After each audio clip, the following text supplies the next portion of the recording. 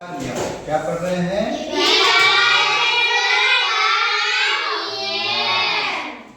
विभाज्यता का नियम है ना।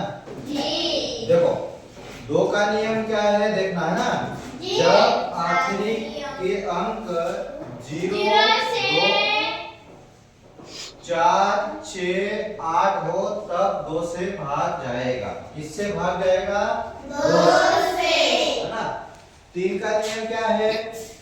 3 का नियम यह है, सभी संख्या का योग करने पर 3 से भाज्य हो जाएगा।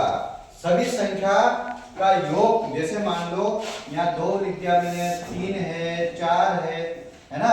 इस प्रकार की संख्या को योग करके देख लेना। 10 और ये 14 है, तो 14 3 के पहाड़े में नहीं आता है। इसका मतलब ये इस संख्या में 3 का भाग नहीं जाएगा। ठीक। चलो अब 4 का नियम। 4 का नियम क्या है? जब अंतिम 2 अंक, जैसे मान लो यहाँ पे कोई सी भी संख्या हो, इसके 2 अंक आखिरी के 2 अंकों में 4 का भाग देके देखना है ना।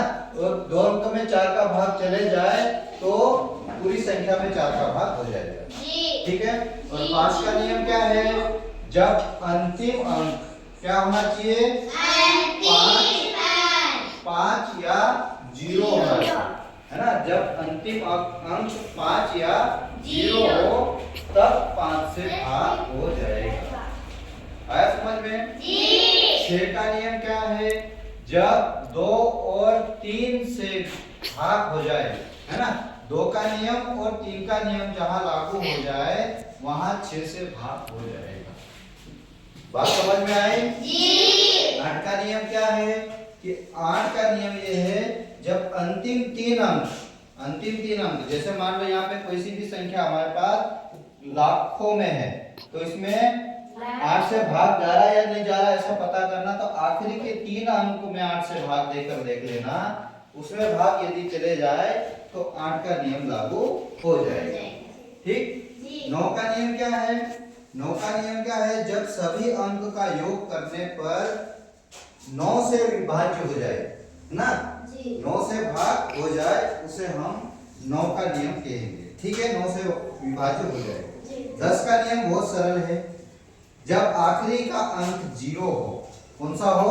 0, तब 10 से भाग हो जाएगा। 11 का नियम क्या है? 11 का नियम, जब आखिरी के अंक में प्लस माइनस करने पर उसको प्लस माइनस करने के बाद उसको घटाएंगे, तब वहां पर 11 के पहाड़े में आ जाना चाहिए। उसे हम 11 से भाग हो जाएगा। ठीक है।